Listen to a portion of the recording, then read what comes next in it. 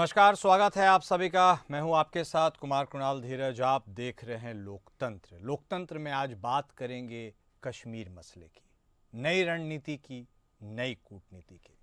जम्मू कश्मीर के पहलगाम में हुए आतंकी हमले के बाद केंद्र सरकार की कश्मीर नीति में बदलाव हुए हैं। केंद्र ने सख्ती दिखाई है। पहलगाम अटैक की रिपोर्टिंग को लेकर केंद्र ने 17 पाकिस्तानी यूट्यूब चैनल्स पर बैन लगा दिया है। केंद्र ने बीबीसी को चेतावनी दी है। दरअसल पहलगाम हमले की रिपोर्टिंग के दौरान बीबीसी आतंकवादियों को उग्रवादी बता रहा था। सरकार ने यह कार्रवाई गृह मंत्रालय की सिफारिश के बाद की है। जम्मू कश्मीर पुलिस ने 15 ठिकानों पर रेड की है।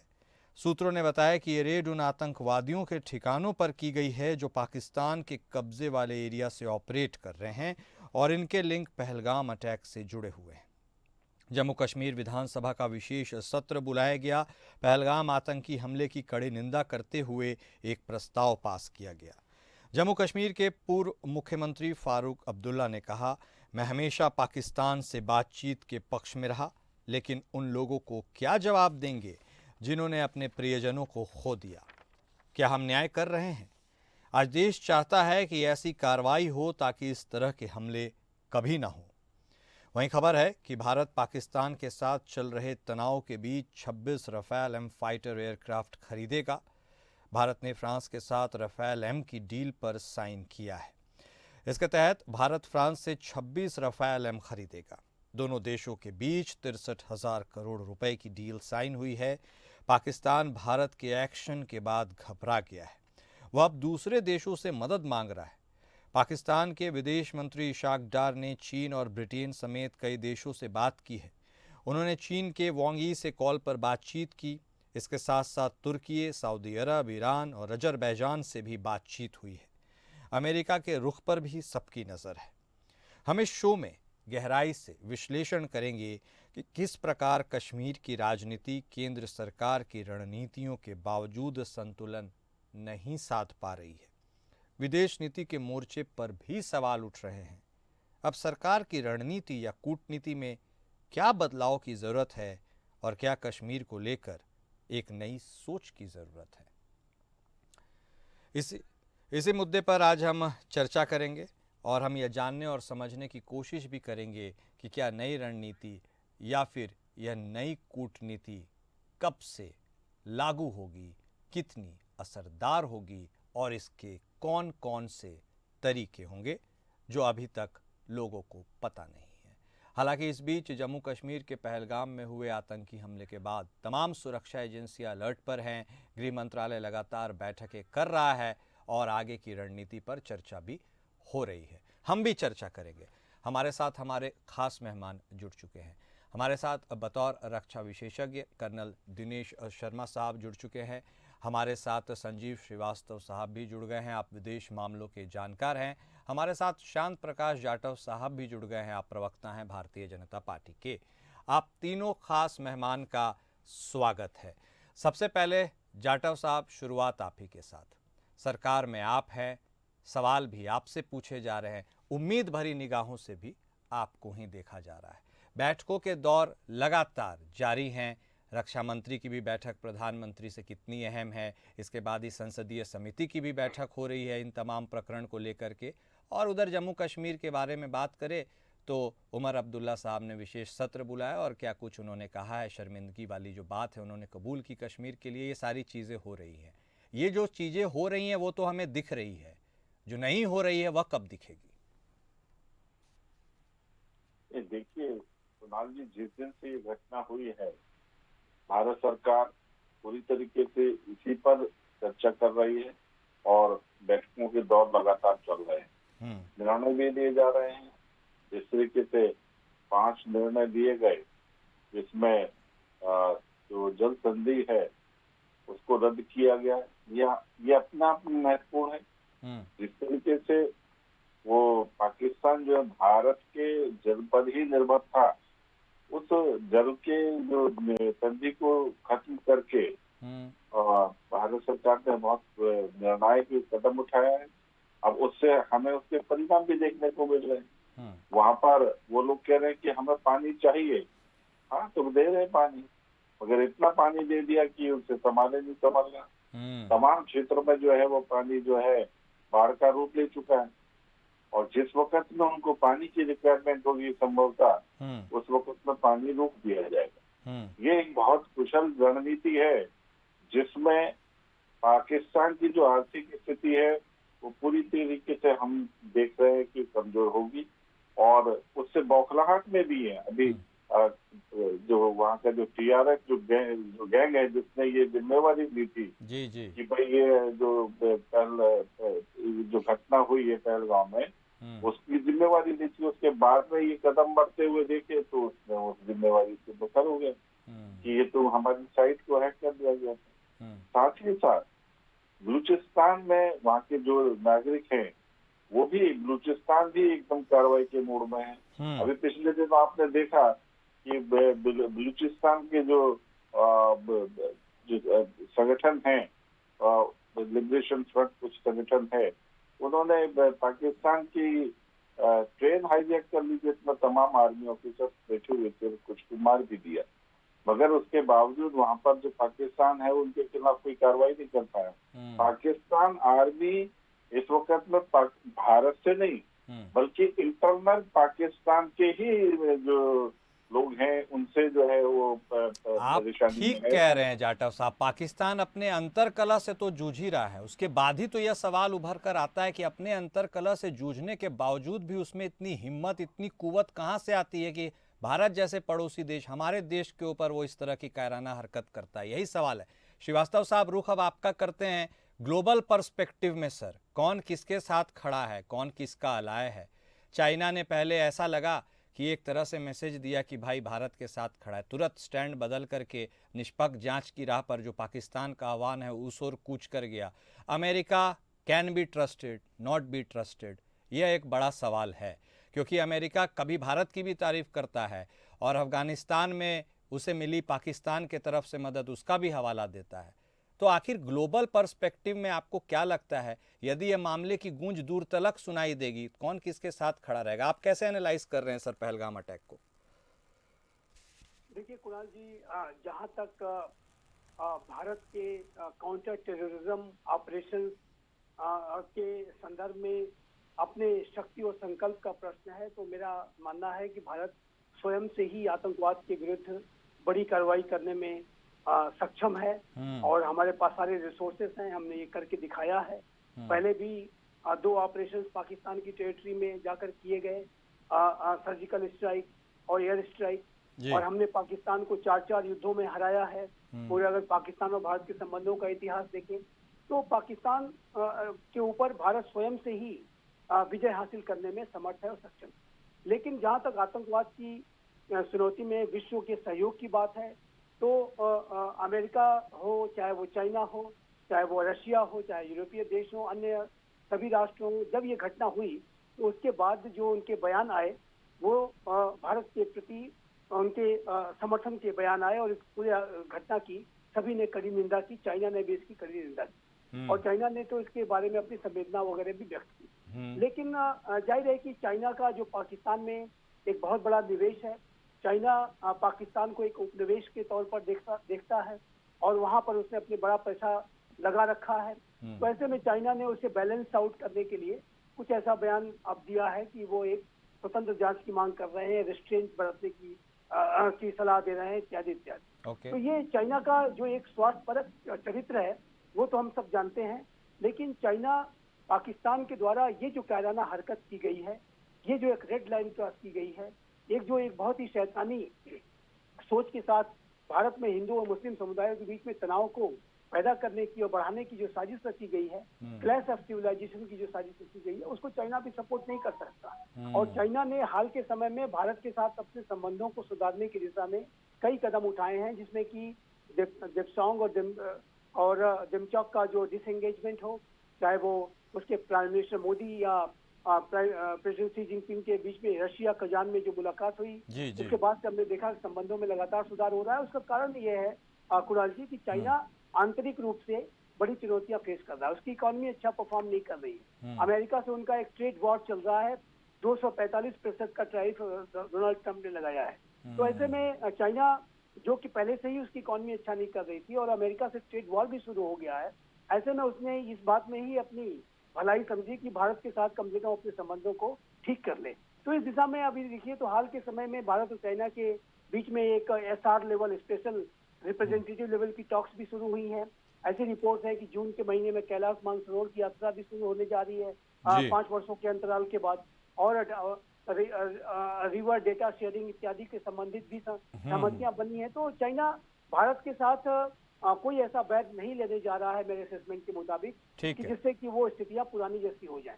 और ऐसे में उसे पाकिस्तान का साथ उस तरह से नहीं देगा। बयान जरूर दे दिया है उसने, लेकिन इसका अर्थ ये नहीं है कि वो पाकिस्तान को किसी तरीके से कोई मिलिट्री पूरी मदद देने जा रहा है। मुझे नहीं लगता कि ऐसा कोई वो ऐसा बड़ा कदम उठाएगा जिससे भारत के साथ फिर से संबंध तनावग्रस्त हो। ठीक है। तो ये मेरा मानना है। लेकिन कुछ एक राष्ट्र है, तुर्की जैसा एक जो राष्ट्र है, जो कि विश्व में धार्मिक विभाजन को करा करके रेसेप तैयब एर्दोगान मुस्लिम वर्ल्ड के नए लीडर बनना चाहते हैं, तो उनके द्वारा कुछ ऐसे स्टेप लिए जा सकते हैं। जैसे कुछ रिपोर्ट आ रही हैं, कुछ हथियारों की सप्लाई वगैरह भी की है उन्होंने।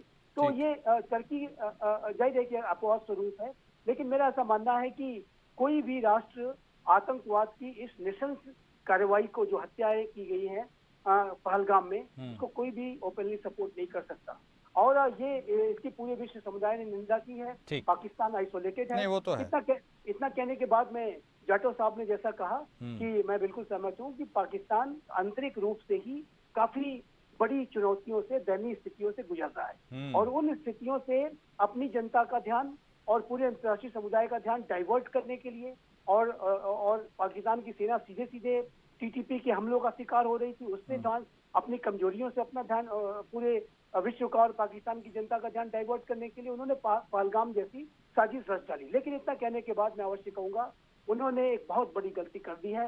वो इस नए भारत को अगर डाइवर्जनरी टैक्टिक्स का एक मोहरा बनाने की और एक साधन बनाने की अगर वो कोशिश करेंगे, तो ये भारत उसे स्वीकार नहीं करेगा।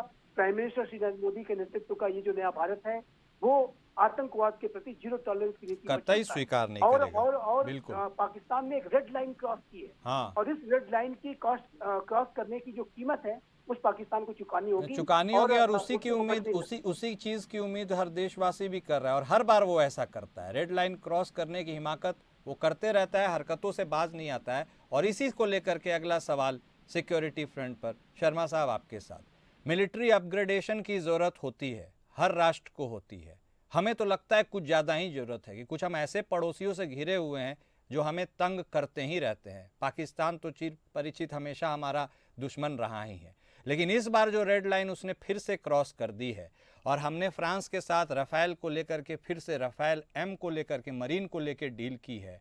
INS विक्रांत को भी बिल्कुल आर्टिलरी के साथ इक्विप करके हम लोग तैनात कर दिया है।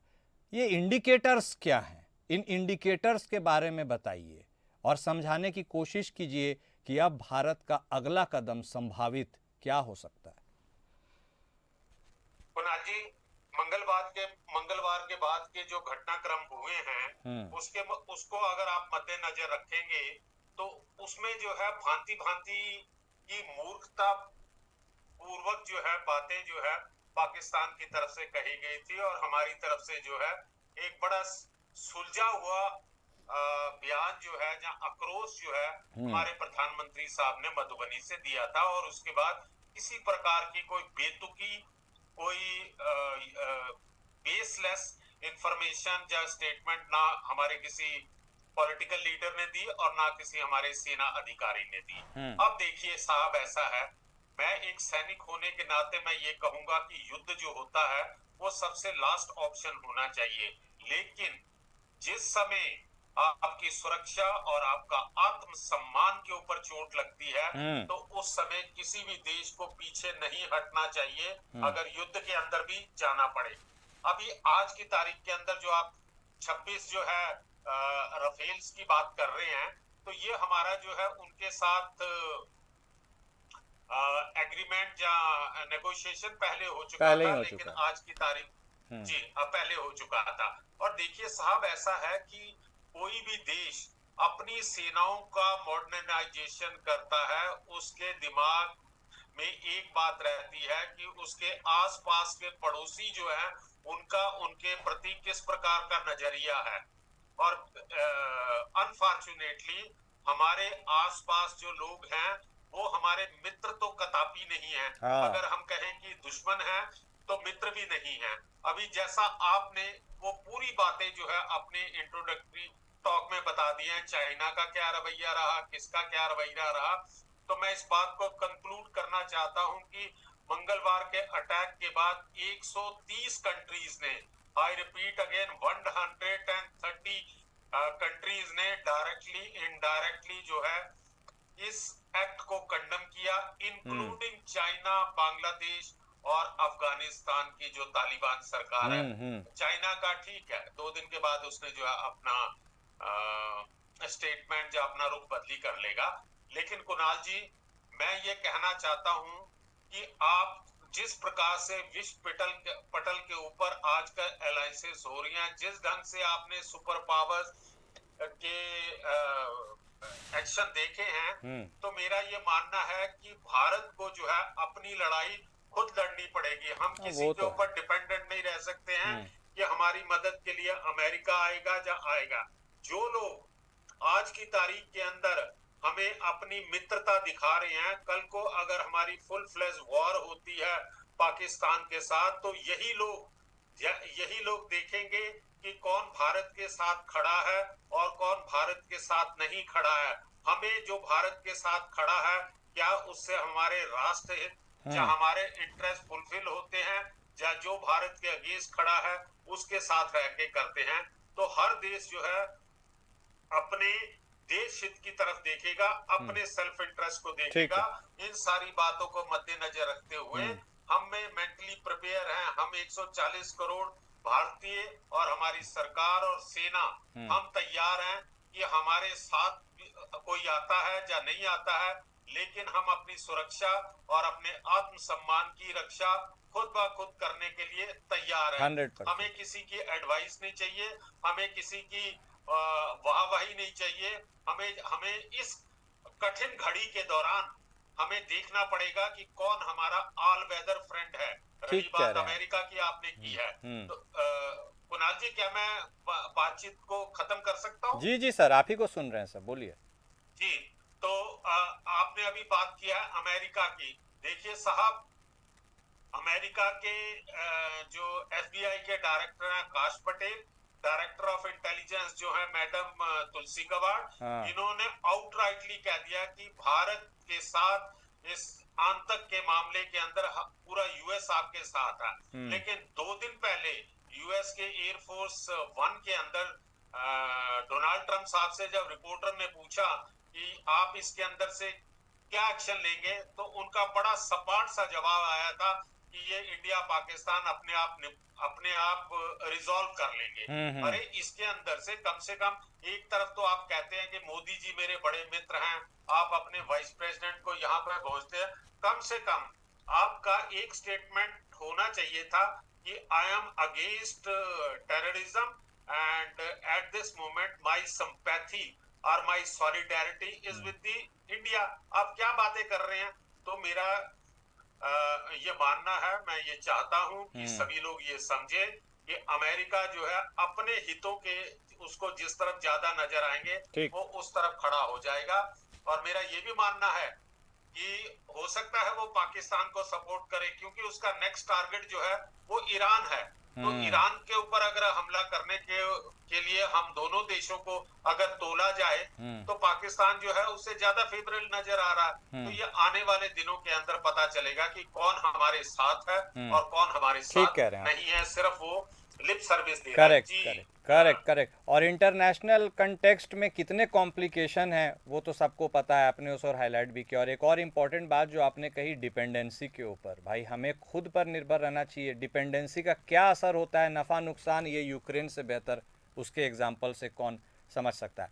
जाटव साहब, अगला बिल्कुल क्लियर सवाल है, आपको इस बार विपक्ष का भी जैसा आप उम्मीद करते हैं साथ मिल रहा है, विपक्ष भी पुरजोर तरीके से बोल रहा है कि आप आगे बढ़िए, पूरा देश आपके साथ है। लेकिन अब ऐसे जंक्चर पर जब पूरा सपोर्ट आपके पास है और फिर रक्षा मंत्री और प्रधानमंत्री के बीच मीटिंग चलती है, कुछ मुद्दों पर बातचीत होती है और आर्मी, नेवी, एयरफोर्स सबको हाई अलर्ट पर रखा जाता है। तो आपको लगता है कि जो हो गया, जो 5 बिंदुओं की ओर आपने इशारा किया, इनडायरेक्ट अटैक की, वही काफ़ी है या फिर डायरेक्ट अटैक भी हो सकता है? सरकार क्या सोच रही है, यदि कुछ बताने लायक पब्लिक डोमेन में हो तो? देखिए, सही मायने में हमें कोई भी स्टेप जो है हाँ वो बहुत सोच समझ करके उठाना होगा। हाँ मोदी जी ने यूक्रेन के युद्ध के समय क्या कहा हाँ कि ये बुद्ध की धरती है, हाँ तो बुद्ध में बिलीव करना होगा, युद्ध में नहीं। हम्म तो स्वाभाविक बात है कि हमें वो सभी प्रयास करने होंगे हम्म जिसमें युद्ध से हम बच सके। हम्म और चूंकि सभी मुल्क हमारे साथ हैं, विपक्ष हमारे साथ है, तो हम उन सभी नीतियों को यूटिलाइज करें जिससे कि जो है पाकिस्तान घुटनों के बल आ जाए। बिल्कुल। और सही मायने में एक चीज और समझने की आवश्यकता है कि जिन मुल्कों ने, जिन कंट्रियों ने पाकिस्तान को पुष्ट किया, इससे आतंकवादी बनवाने का काम किया, जिस तरीके से इनके पूर्व रक्षा मंत्री ने कहा ना कि 30 वर्ष से हम जो है आतंकवादियों को ट्रेनिंग देने का काम कर रहे हैं, तो स्वाभाविक बात है उससे कुछ नाम भी बताए, ठीक है, सबको ध्यान में है। तो वो जो कंट्रियां जो यहाँ से आतंकवादियों को बनवाती थी और दूसरे राष्ट्रों में भेज करके उपद्रव मचाती थी, अब पाकिस्तान की पोल खुल चुकी है और पाकिस्तान किसी भी सूरत में उनके उपयोग के लिए नहीं रह गया है। मैं समझता हूँ कि वो लोग जो इनसे पाकिस्तान को पुष्ट करके आतंकवादियों को ट्रेनिंग दिलवाया करते थे, अब वो देश भी जो है पाकिस्तान को खत्म होता हुआ देखना चाहते हैं, क्योंकि ये गले की फांस बन चुका है, एक नाग बन चुका है जो उनके गले में खुद डसने वाला है, फंसने वाला है। ठीक है। चाइना भी जिस तरीके से अपने पड़ोसी को, क्योंकि जब एक उद्दंडी पड़ोसी होता है ना, तो उसके साथ में सौहार्दपूर्ण व्यवहार रखना मजबूरी होता है। ठीक इसी आधार पर जो है चाइना इस वक्त में उसके साथ में जो है नॉर्मल व्यवहार रख रहा है। नहीं तो चाइना को मालूम है कि हमारा जो पड़ोसी है वो भारत है, और भारत और चाइना ये दोनों देश पूरी दुनिया में सबसे बड़े कंज्यूमर हैं और सबसे बड़ा प्रोडक्शन कर रहे हैं। नहीं, ठीक है। तो जाहिर सी बात है कि सारी दुनिया की नजर में ये दोनों देश जो हैं वो खटकते हैं। भूमिका तो क्या है वो हम समझ गए जाटव साहब, समझ गए। मतलब हर भारतवासी ऑप्टिमिस्टिक रहे कि हाँ सरकार तैयार है और कुछ बड़ा होगा। वक्त का मेरे पास अभाव है, 2 मिनट बचे हैं, इसलिए मैं क्विक क्लोजिंग 1-1 मिनट आपसे भी लूंगा, श्रीवास्तव साहब और शर्मा साहब। अब देखिए, कश्मीर को लेकर लगातार प्रॉब्लम शुरू से बनी रही है, लेकिन उसी सॉल्यूशन के लिए अनुच्छेद 370 को स्क्रैप किया गया। तो अहम यह सवाल है कि कश्मीर की राजनीति केंद्र सरकार की रणनीति के बावजूद भी संतुलन क्यों नहीं साध पा रही है? इसमें आपका क्या एनालिसिस है सर, जल्दी से 1 मिनट में? देखिए, कश्मीर की राजनीति के जो अपने कंट्राडिक्शंस हैं, हाँ। और कश्मीर में जाहिर है कि वर्तमान समय में भी वो कंट्राडिक्शन दिखाई देते हैं।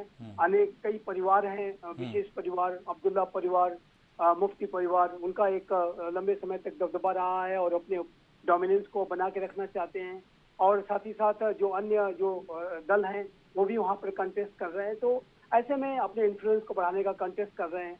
तो ऐसे में ये जो जम्मू एंड कश्मीर की पूरी राजनीति है वो एक जटिल राजनीति है, इसमें कोई दो राय नहीं है।